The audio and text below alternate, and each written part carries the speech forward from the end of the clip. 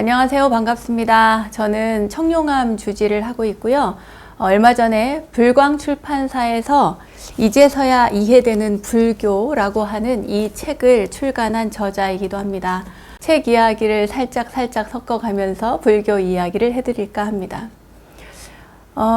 우선 이렇게 날씨가 지금 많이 덥습니다. 많이 덥고 특히나 밖에서 일하시는 분들이 얼마나 힘드실까 이런 생각을 하면 여기 안에서 이렇게 에어컨을 틀어놓고 조명을 밝혀놓고 이야기를 하는 것이 조금 죄송스러울 정도로 날씨가 많이 무덥습니다. 여러분 모두 건강 유의하시기 바랍니다. 그리고 불교 이야기를 시작하기 전에 우리는 왜 불교를 공부해야 하는가, 불교가 그동안 어땠길래 이제 와서 불교의 기본적인 이야기들을 이렇게 많이 하는가, 그 이야기를 먼저 시작해 보도록 하겠습니다. 제가 이해하기로는 불교가 그동안에도 아주 훌륭한 스님들에 의해서 지속적으로 이렇게 이야기가 되었고 많은 분들에게 가르침을 주었습니다. 사실 저도 그분들의 가르침을 받아서 여기까지 왔고 공부를 했습니다. 그런데 대부분의 불자들은 불교가 참 어렵다, 이런 인식을 가지고 있습니다. 불교는 굉장히 심오하다, 나아가 신비롭다, 그리고 뭔가 특별한 아주 높은 경지를 이야기하는 것이 아닐까, 이렇게 생각들을 하십니다. 물론 그런 부분이 없지는 않습니다. 당연히 그런 부분들도 포함이 되어 있고요. 불교를 지탱하는 아주 매력적인 힘의 일부분일 수는 있습니다. 그러나 저는 생각하기에 그러한 불교를 계속 지향했다가는 나중에는 아주 극소수의 몇 사람만이 누릴 수 있는 어떤 특별한 불교, 아주 고급진 불교, 누군가만이 알 수 있는 어떤 특정인들만의 소수의 사람들만이 누릴 수 있는 그런 종교가 되어버릴까, 그게 염려가 됩니다. 불교는 그렇지 않습니다. 부처님은 그렇게 어떤 특별한 존재들을 위한 어떤 특별한 가르침을 이야기하는 것이 아니고 굉장히 보편적인 가르침을 알려주셨고요. 이 세상을 바라보는 이치, 그리고 한 인간, 존재를 바라보는, 생명을 바라보는 것이 어떤 관점으로 바라보았을 때 그들과 내가 자유롭고 편안하게 가장 원만하게 살아갈 수 있을 것인가라고 하는 근본적인 가르침을 바탕으로 해서 말씀을 해주셨습니다. 그래서 그동안 많은 큰 스님들, 어른 스님들, 역대 조사 스님들, 대단하다라고 하는 선사들, 그분들의 말씀도 굉장히 소중하고 매력적인데 여태까지 그렇게 해왔다면 적어도 저는, 제가 잘 모르긴 하지만 최대한 쉽게 보통 사람들도, 하다못해 초등학생들도 들으면 불교가 그런 거예요 라고 알아들을 수 있는 그런 가르침을 여러분들에게 드리고자 이러한 이제서야 이해되는 불교라고 하는 책도 쓰게 되었습니다. 불교를 그러면은 우리는 왜 공부를 해야 되는 것일까? 스님, 불교는 뭐 우리가 그냥 기도하고 또 부처님께 뭔가 소망하는 것을 바라고 또 자신이 원하는 것을 이루기 위한 소망처 또는 의지처, 이렇게 해서 살아가는 것만으로도 괜찮지 않을까요? 왜 불교의 교리를 우리가 꼭 공부해야 됩니까? 이렇게 이야기하시는 분들도 있습니다. 그렇죠. 여태 40년, 50년 이렇게 불교를 모르고 불교의 기본적인 가르침을 모른 채로 절에 다니면서 그저 내 남편 잘 되기를, 내 자식 잘 되기를, 그리고 내 부모님 좋은 곳에 가서 태어나시기를 이렇게 바라는 마음으로 일생 절에 다니신 분들도 굉장히 많습니다. 그러한 분들이 잘못되었다는 것은 아닙니다. 그러나 꼭 그렇게만 불교가 유지되고 존속되어 가는 것은 아니라고 봅니다. 왜냐하면 불교의 기본적인 가르침, 그 가르침을 안 후에 우리가 살아간다면 그 바라는 소망도, 그리고 기도의 힘도, 또 우리가 앞으로 이 세상을 어떻게 살아갈 것인가 하는 데 있어서 그 방향을 명확하게 알고 살아갈 수 있을 거라고 생각하기 때문입니다. 자, 그럼 불교를 왜 공부해야 되는가 조금 더 알아보자면, 불교는 우리가 지금 이 세상을 살아가는 사람들이 고통에 빠져 있다라고 전제하에 이야기를 합니다.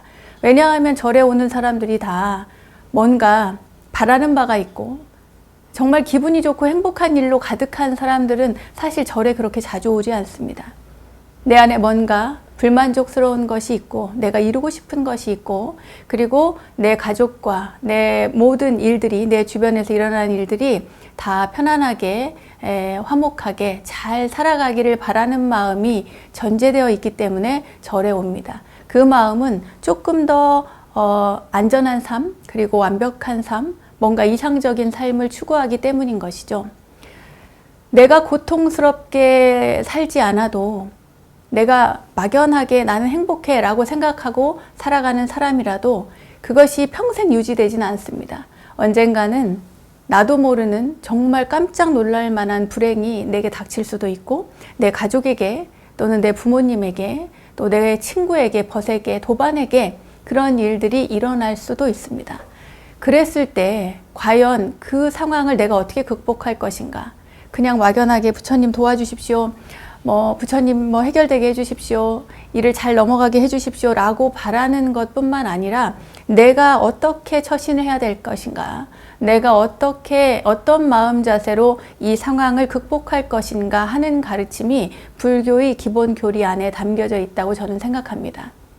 그러니까 그때에 지금 당장 괴롭고 힘들지 않더라도 내가 어려운 상황을 만났을 때 그때에 불교 공부를 한 것이 있다면 꺼내 써서 그 불교 공부의 지식을 지혜를 꺼내어서 일상에 적용을 하면 훨씬 더 편안하게 극복해 나갈 수 있다고 저는 생각을 합니다. 여러분들께 그런 이야기를 해드리고자 저는 이 불광출판사에서 마련한 이 이야기를 여러분들께 하고자 합니다.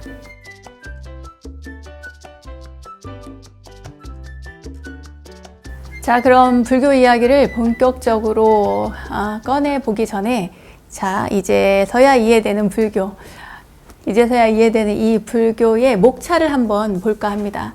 이 책을 처음 의뢰를 받았을 때 가장 기본적인 것만으로 구성을 해서 꼭 필요한 불교 교리, 불교 공부에 있어서 꼭 필요한 것들만을 가지고 이 책을 구성하고자 했습니다. 실제로 그렇게 구성하였고 그렇게 집필했고 그 내용들이 여기에 몇 가지 챕터로 나와져 있는데요. 그것의 첫 번째 챕터가 삼법인이고 그 다음에 사성제고 그 다음에 연기중도 그리고 나중에 바라밀이 나옵니다.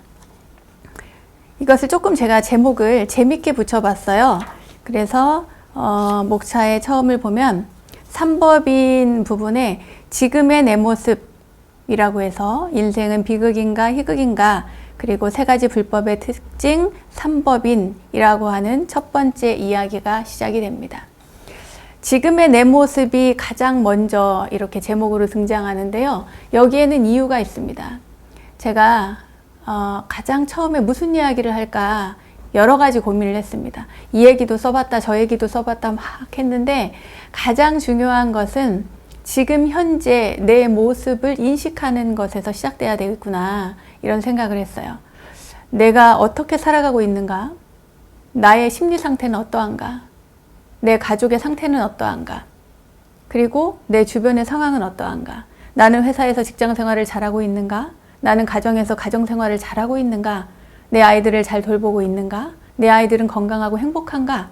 이 모든 것들을 보았을 때 나라고 하는 존재와 주변의 많은 인연들 그 가운데서 특히 나의 모습, 내 상황을 명확하게 인식하는 것이 불교를 시작하는 지점입니다.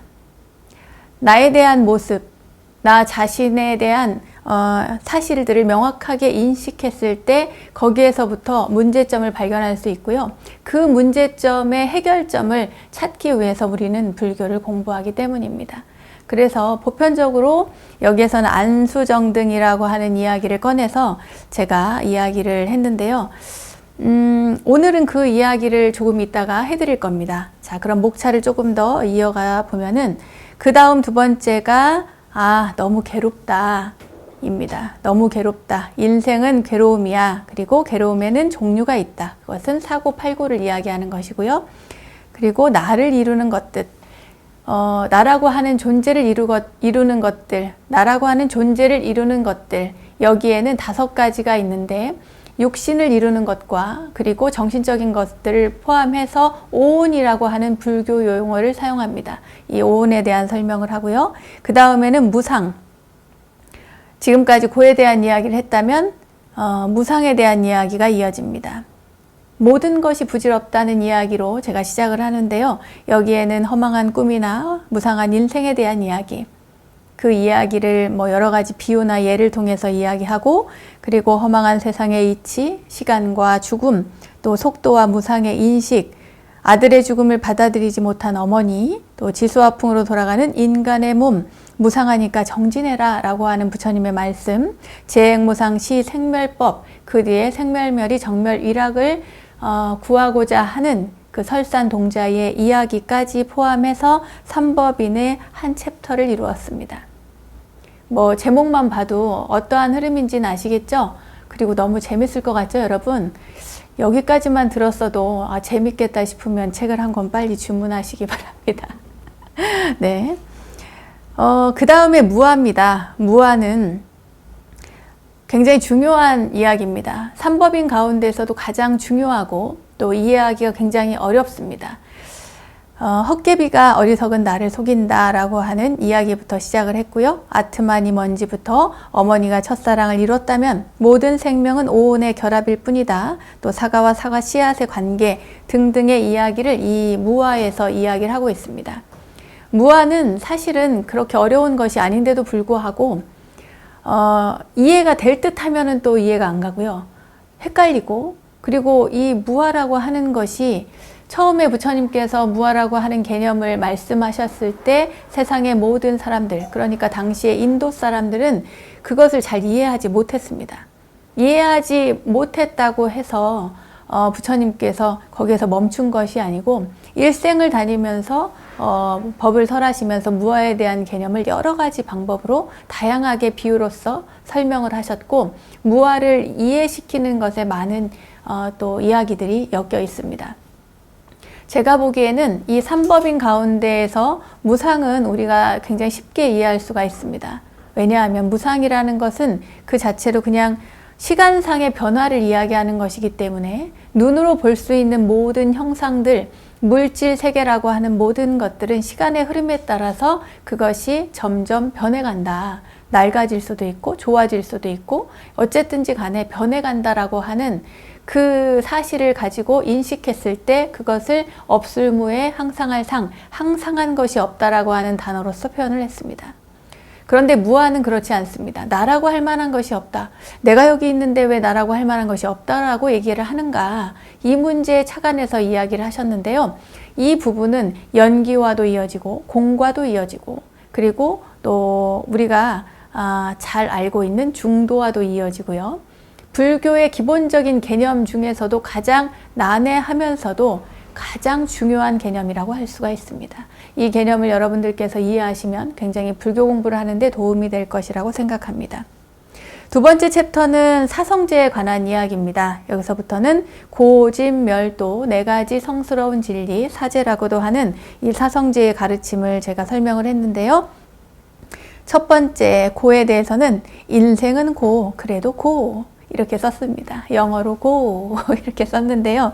네 가지 성스러운 진리 사성제, 그리고 그 괴로움이 쌓여가는 원리, 그리고 왜 괴로움이 생기는 것일까라고 하는 이야기를 탐진지를 통해서 설명을 했습니다. 그리고 집성제, 집제라고 하는 것은 우리가 집착, 괴로움의 원인을 이 집으로 봤는데요. 좋은 게 정말 좋은 것일까라고 하는 부제를 옆에 달았습니다. 그리고 우리가 집착해서 잘못된 선택을 했을 때 그것이 낳은 결과, 과보에 대한 이야기도 하고 있습니다. 멸성제, 멸은 머물고 싶은 세계죠. 멸성제는 열반적정의 세계, 깨달음의 세계라고도 할 수 있는 그 번뇌를 모두 다 꺼버린 그 이후의 세계를 이야기하고 있습니다. 그리고 부처님께서 멸성제를 설하신 이유가 무엇일까라고 하는 부분까지 설명을 하고 있고요. 도성제는 어떻게 살 것인가에 대한 이야기입니다. 사실 이 어떻게 살 것인가 이게 굉장히 중요합니다. 도성제. 삼법인 가운데 무아가 가장 핵심이었다면 고진멸도의 핵심은 바로 도성제에 있습니다. 그리고 이 도성제는 우리의 수행 전반을 지지하는 아주 중요한 토대라고 보시면 되겠습니다. 8가지를 이야기하고 있고요. 이 도성제에 이르러서 우리는 이러한 행을 통해서, 바른 행을 통해서 괴로움의 소멸에 이른다라고 하는 이야기입니다. 8가지라고 하는 것은 정견, 정사유, 정어, 정업, 정명, 정념, 정정진, 정정, 이렇게 8가지를 이야기하고 있습니다. 그 부분에 대해서 설명을 하고 있고요. 또 3번째 챕터는 연기입니다. 연기는 이제 중도와 연결시켜서 설명을 했는데요. 연기라고 하는 것은 이것이 있으므로 저것이 있고 저것이 없으므로 또 이것이 없다라고 하는 기본적인 전제하에 설명을 하고 있습니다. 저는 여기에서 좋고 싫음의 관계라고 하는 부제를 달았는데요. 세상의 이치를 꿰뚫어 알면 우리는 이 세상을 살아가는 것이 훨씬 더 수월할 겁니다. 그리고 이 연기의 이치는 곧 무아의 이치와도 연결이 되고요. 그리고 여기에서는 구체적으로 12연기에 대해서 설명을 하고 있습니다. 중도는 옳고 그름을 넘어라고 하는 부제를 달았습니다. 이 중도의 개념은 원래는 한쪽으로 치우치지 마라. 어느 쪽에도. 말하자면 양극단을 벗어난 상태, 어느 쪽으로도 치우쳐서 가지 말라는 이야기를 하고 있습니다. 말하자면 어느 쪽으로 치우치지 말라는 얘기는 그렇다고 해서 한가운데로 가라는 이야기를 하는 것이 아닙니다. 조금 비뚤어져도 조금 이쪽으로 기울어져도 상관없습니다. 극단적으로 치우치지만 않으면 된다는 거죠. 그 가운데에서도 이 중간에, 중도의 가운데는 폭이 굉장히 넓습니다. 한가운데의 길만을 이야기하는 것이 아니기 때문에 굉장히 폭이 넓죠. 그리고 우리나라에서는 이 중도를 바로 깨달음과 직결해서 이야기하는 분들도 많이 있습니다. 사상적으로 보면은 이 중도라고 하는 것이 깨달음과 연결이 될 수 있지만 또 행동으로 실천적인 측면으로 봤을 때는 바로 팔정도가 곧 중도의 개념입니다.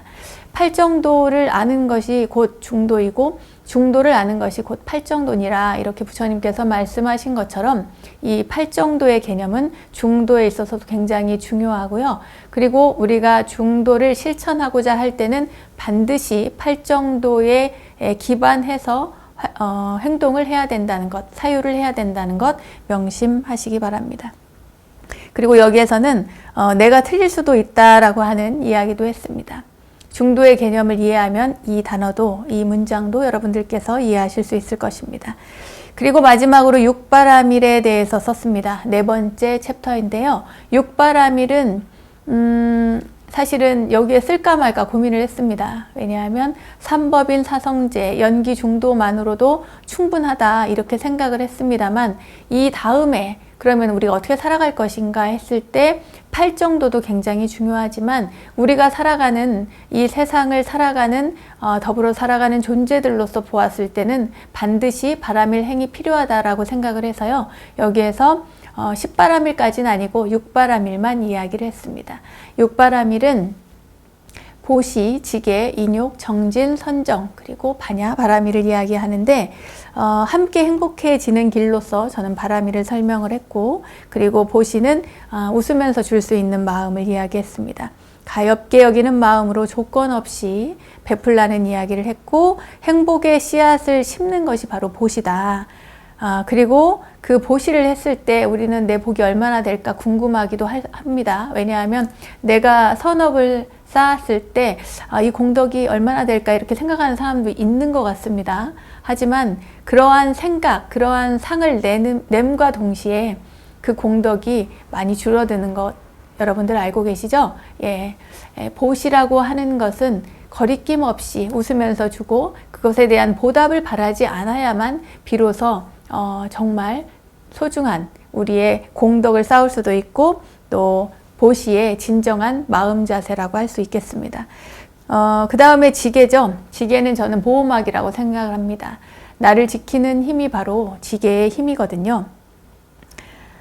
개와 율이 왜 다른가? 어떻게 다른가? 라고 하는 설명도 있고 또 3가지 깨끗한 계율 삼치정계에 대해서도 설명을 했습니다. 그 다음에 인욕입니다. 인욕. 이 세상을 살아가려면 정말 인욕이 필요한 것 같습니다. 그죠 여러분? 인욕이 없이 이 더운 여름을 살아낼 수도 없고 어렵고 힘든 시기를 견뎌낼 수도 없고 추위를 이겨낼 수도 없습니다. 그래서 인욕은 굉장히 중요한데요. 분노도 원망도 교만도 없이 그렇게 이겨내고 견뎌내어야만 합니다. 이 인욕에도 품격이라는 게 있다. 저는 그렇게 생각을 하고 여기에 그런 제목을 달아서 인욕에 대한 설명을 했습니다. 그 다음은 정진인데요. 정진은 뭐 육바람일 어느 것 하나 뭐 중요하지 않은 개념이 없진 않지만 정진은 우리가 놓을 수 없는 부분이라고 생각을 합니다. 인욕이 뭐 굉장히 중요하듯이 정진 또한 중요한데요. 정진은 정말 끊임없이 반복학습이라는 게 굉장히 중요하죠. 이 책을 사서 보는 것도 내가 예전에 불교를 공부했는데 뭐 들으나마나 잘 모르겠어 라고 생각을 한다면 반복해서 여러분 공부하시고 또 읽으시고, 사실 저도 똑똑하다는 얘기를 덜어 듣습니다만 책을 볼 때 보면은 와, 내가 이런 책을 썼나 싶을 정도로 어떤 때는 처음 보는 구절 같은 때도 있습니다. 여러 권의 책을 썼습니다만 언제 누가 어느 책을 읽고 와서 이야기를 하면 아, 제가 그런 글귀도 썼어요? 이렇게 이야기할 만큼 뭐랄까 자주 잊어버립니다. 저도 굉장히 반복해서 보고 책을 볼 때마다, 경전을 볼 때마다 처음 보는 것처럼 그렇게 느껴질 때도 많이 있습니다. 여러분들도 열심히 매일매일 반복해서 부지런히 끊임없이 정진한다면 불교에 대해서도 또 이 세상을 살아가는 이치에 대해서도 부처님의 가르침이나 깨달음에 대해서도 분명 명확하게 이해할 날이 오시리라 생각합니다. 그리고 6번째는 선정에 관한 이야기인데요. 선정은 또한 요즘에 명상을 통해서도 많은 분들이 그 선정에 들어가려고 애를 쓰고 있는 것 같습니다. 마음을 고요히 가라앉히면 선정에 들 수가 있습니다. 어디 높은 경지에 이르러야만 선정에 드는 것은 아니고요.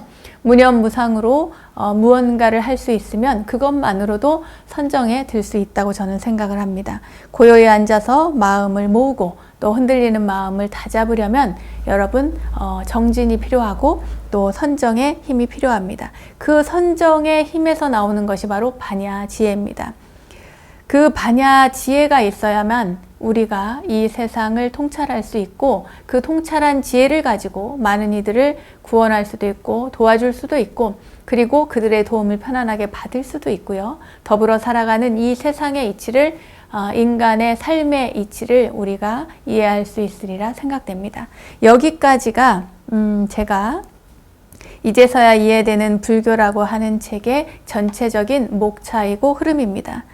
마지막으로 책을 마치면서 제가 나를 찾는 길의 시작이라는 제목으로 그 마지막 책을 마치면서 글을 썼는데요.